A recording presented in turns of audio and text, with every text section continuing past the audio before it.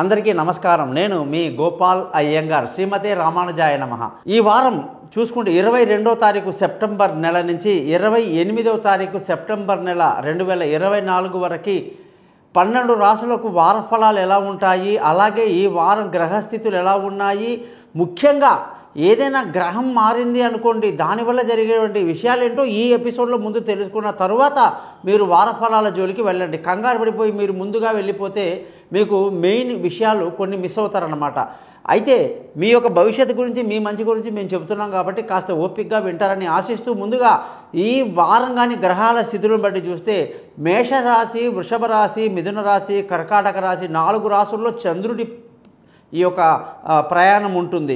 గురువు వృషభ రాశిలో ఉంటాడు, కుజుడు మిథున రాశిలో, అలాగే రవి, బుధ, కేతు గ్రహాలు 3 కూడా తులారాశిలో సంచరిస్తూ, శుక్రుడు తులారాశిలో, అలాగే శని కుంభరాశిలో, రాహు వచ్చేసి మీనరాశిలో సంచరిస్తున్నారు. దీన్ని బట్టి మనం కొన్ని ముఖ్యమైన విషయాలు తెలుసుకోవాలి.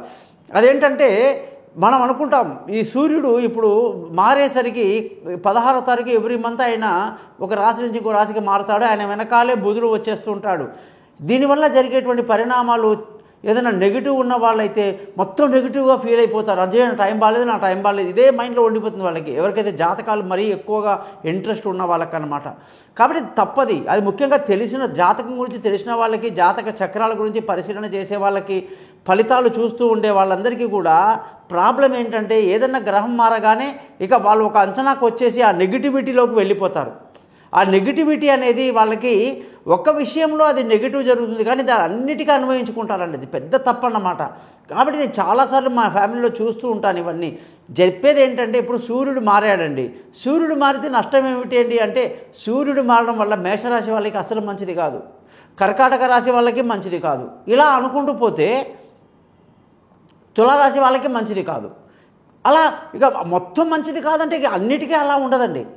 వేరే గ్రహాలు ఉంటాయి కదండి, ఆ వేరే గ్రహాలు శుభాలు చేస్తూ ఉంటాయి.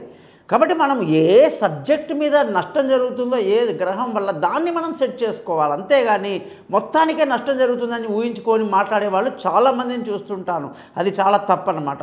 మరి అసలు ఈ జాతకంలో ఈ సూర్యుడు ఇవాళ మారుతున్నాడు, బుధుడు మారుతున్నాడు, ఈ వారం ఎలా ఉంటుంది అనేది కాదండి.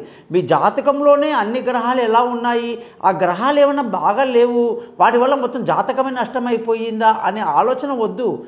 ప్రతి వ్యక్తికి భగవంతుడు ఎక్కడో ఒక మంచి అవకాశం ఇచ్చి ఉంటాడు. వాళ్ళు క్రీడలో రాణించవచ్చు, రాజకీయాల్లో రాణించవచ్చు, ఒక మెకానికల్గా రాణించవచ్చు, ఒక డాన్సర్గా, ఒక మంచి సింగర్గా, ఒక మంచి ఫోటోగ్రఫీ చేసేవాడిలాగా, ఒక మంచి వంటవాడిగా, ఒక మంచి క్యారెక్టరిస్టిక్ ఆర్టిస్ట్గా సినిమా ఫీల్డ్లో, ఇలా ఎన్నో రకాలైనటువంటి అవకాశాలు ఉంటాయి. మరి ఎందులో ఉందనేది పట్టుకోవాలి. అంతేగాని ప్రతి ఒక్కళ్ళు కూడా పరిగెత్తుకుంటే అందరూ బీటెక్కులు చేసేసి ఇంకో టెక్కులు చేసేసి మా పిల్లోడి భవిష్యత్తు కాలేదు, చదువు ఎక్కలేదు, వాడికి అర్థం కాలేదు సబ్జెక్ట్ అని ఏడుస్తుంటారు. అందుకనే చెప్తున్నా ఏంటంటే మీ జాతకాలు తెలుసుకోండి. మీ జాతకాల్లో మీరు కానీ మీ పిల్లలు కానీ వాళ్ళు చేసేటువంటి చదువులు ఎలా చదివి ఉండాలి, ఎటువంటి చదువు చదివితే వాళ్ళు గొప్పోళ్ళు అవుతారు, అసలు మీరైనా సరే వ్యాపారం చేసేటప్పుడు ఎటువంటి వ్యాపారాలు చేయాలి, ఒకదానికోటి వ్యాపారం చేసి చాలామంది నా దగ్గర లైన్లు కట్టిన వాళ్ళు ఉన్నారు. ఒక పని చేయకపోయి ఇంకో పని చేసి ఎవడో ఫ్రెండ్ చెప్పాడండి, ఇంకోటి మా అన్నయ్య చేశాడండి, మా తొక్కలో మా కజిన్ చేశాడండి, వాడు చేస్తే నేను చేశానండి అనే వాళ్ళు ఉంటారు. నవ్వొస్తూ ఉంటుంది. కాబట్టి పులిని చూసి నక్క వాత పెట్టుకున్నట్టు చేయకూడదు. ప్రతి ఒక్కళ్ళకి ఒక అవకాశం ఉంటుంది.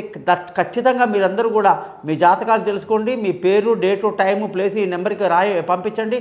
మీ జాతకాలు రెడీ చేస్తాను. మీతో 20 నిమిషాలు మాట్లాడి మంచి రికార్డ్ చేయిస్తే 50 పేజీలు మెయిల్ చేసి పరిహారాలు చెప్పి అన్నీ సెట్ చేసి పెడతాను. దీనికి గురుదక్షిణ ఉంటుంది. నా యొక్క ఛానల్ పేరే thesimpleastrologer.com. దీనిని తప్పకుండా మీరందరూ సబ్స్క్రైబ్ చేస్తారని ఆశిస్తూ ముందుగా రాశి ఫలాల్లోకి వెళ్తున్నాం.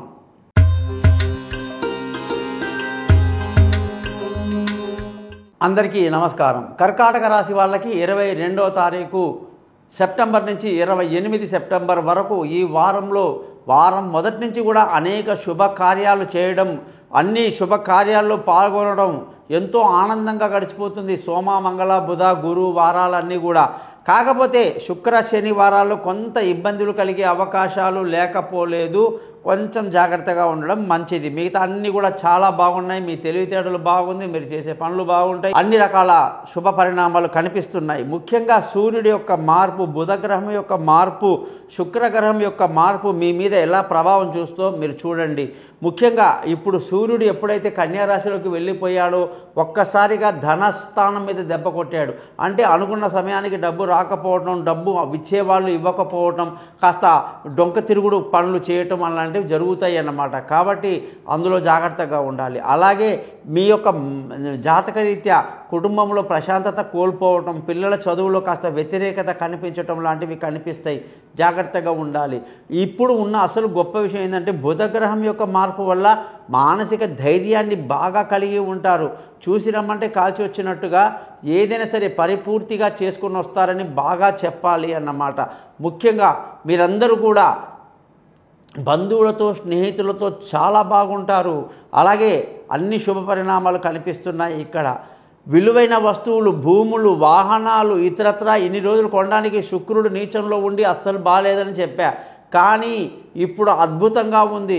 మీరు అనుకున్న ఆస్తిపాస్తులు కానీ ఏదైనా రిజిస్ట్రేషన్ ఆగిపోయినా కానీ ఏదైనా విషయాల్లో మాట ఆగిపోతే ఆస్తి విషయంలో వెళ్ళండి. ఖచ్చితంగా మీకు ఇప్పుడు కంప్లీట్ అవుతుంది ఆ విషయం అని కర్కాటక రాశి వాళ్ళకి నేను కరెక్ట్గా చెప్తున్నా. తల్లి ఆరోగ్యం కూడా చాలా బాగుండి మీరు సంతోషంగా ఉంటారు. పిల్లల చదువులు, వాళ్ళ యొక్క డెవలప్మెంటు, వాళ్ళ యొక్క విదేశీ యానాలు, దూర ప్రయాణాలు, మీరు చేసే ఆలోచనలన్నీ కూడా కాస్త వ్యతిరేకంగా ఉంటాయి. ఆ విషయాలన్నీ ఏవి క్లియర్గా లేవు జాతకంలో. కాబట్టి కాస్త ఓపిక పడితే మంచిది అలాంటి విషయాలని చెప్పడం జరుగుతుంది. ఆరోగ్యపరమైన విషయాల్లో కూడా కొంచెం వరకు జాగ్రత్తలు తీసుకుంటూ ఉండాలి. మరీ అంత నిర్లక్ష్యం పనికిరాదు. భార్యాభర్తల మధ్య కూడా కర్కాటక రాశి వాళ్ళకు ఎన్నోసార్లు చెప్తూ ఉన్నాను, ఎంతోమంది నా దగ్గర జాతకానికి వస్తూనే ఉన్నారు.